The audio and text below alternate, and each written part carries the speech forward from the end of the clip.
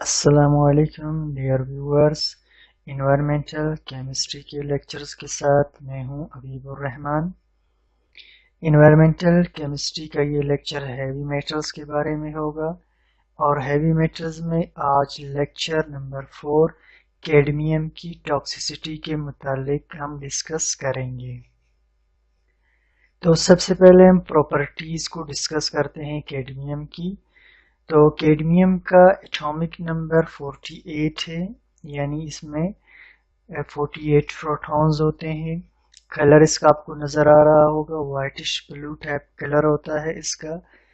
تو soft metal ہے، بلوئش white ہے، اور ارتھ کرسٹ میں 0.1 سے 0.5 پارٹس پر ملین ہوتا ہے۔ میلیبل چادریں بن سکتی ہیں، ڈکٹائل تاریں بن سکتی ہیں۔ اب ہم آتے ہیں اس کے سورسز کی طرف، یعنی کہاں کہاں سے یہ مل سکتا ہے۔ تو یہ فاسفیٹ فرٹیلائزرز کے اندر موجود ہوتا ہے، کھادوں میں، جلتے ہوئے فیول کے اندر ہوتا ہے۔ 3 سیمنٹ پروڈکشن میں یوز ہوتا ہے۔ نمبر 4 نکل کیڈمیم کی بیٹریز میں یوز ہوتا ہے، اور الیکٹرو پلیٹنگ مٹیریل میں۔ الیکٹرو پلیٹنگ مٹیریل کا مطلب ہے کسی چیز کے اوپر تہ چڑھانا، کسی اور میٹل کی یا کوئی کلر وغیرہ کی۔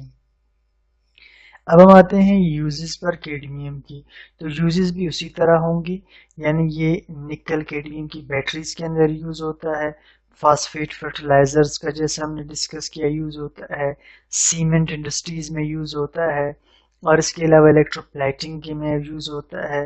اس کے علاوہ انڈسٹریل پینٹس جو رنگ وغیرہ ہے ان کے اندر بھی کیڈمیم کا استعمال ہوتا ہے۔ اب اس کے بعد ہم چلتے ہیں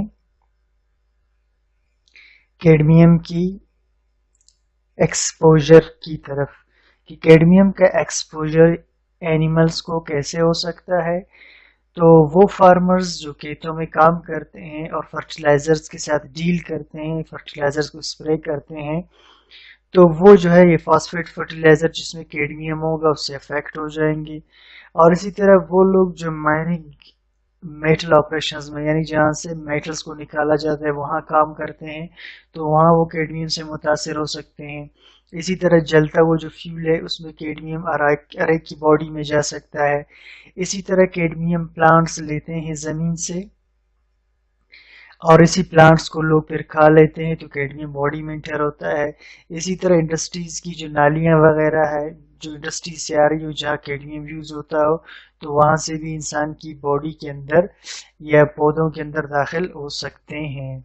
اب ہم آتے ہیں اس کے مین ٹاپک یعنی ہیلتھ ایفیکٹس کی طرف یا اس کی ٹاکسیسٹی کی طرف۔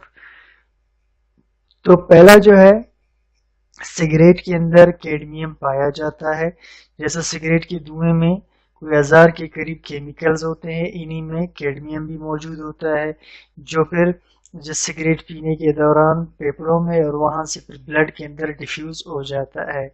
اگر اس کا ایکیوٹ ایکسپوجر ہو جائے کیڈمیم کا، تو زکام، نزلے کی طرح کے سمپٹمز ہوں گے، چھل، سردی، کپ کپی ہوگی، فیور، بخار ہوگا، مسلز میں درد ہوگا۔ اور اگر اس سے زیادہ شدید ایکسپوجر ہو جائے تو اس سے پھر ریسپیریٹری پرابلمز پیدا ہو سکتے ہیں۔ ایڈیما یعنی ٹیشوز کے اندر پانی بھر جانا، ان کا سوج جانا، کف، کھانسی، ڈرائینس آف تھروٹ، گلے کا خشک ہونا وغیرہ۔ اس کے علاوہ سر درد، کمزوری، سینے میں درد ہو سکتا ہے۔ انہیلیشن، اگر اس کو انہیل کر لیا جائے کیڈمیم ڈسٹ کو، کیڈمیم کے غبار کو، اس سے پھر کڈنی اور ریسپیریٹری پرابلمز ہو سکتے ہیں۔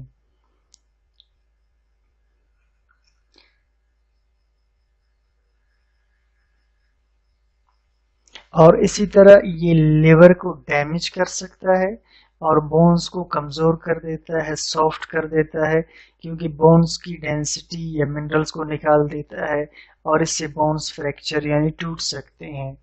اب ٹریٹمنٹ اس کا کیا ہے؟ پہلا ہے فلوڈ ریپلیسمنٹ، یعنی باڈی میں داخل ہو جائے تو باڈی کے فلوڈ کو تبدیل کر دینا، اسی طرح زیادہ آکسیجن دینا، اسی طرح میکینیکل وینٹیلیشن یعنی وینٹیلیشن کا بندوبست کرنا، ہوا کا بندوبست کرنا، اسی طرح اگر کوئی اس کو غلطی سے کھا جائے تو پھر ایمیسس کا پروسیس کرنا۔ ایمیسس جیسے جو ہے کوئی زہر کھا لے تو اس کو بہت زیادہ پانی پلا کر الٹی کروائی جاتی ہے، اس سے ختم ہو سکتا ہے۔ تو تھینک یو فار واچنگ۔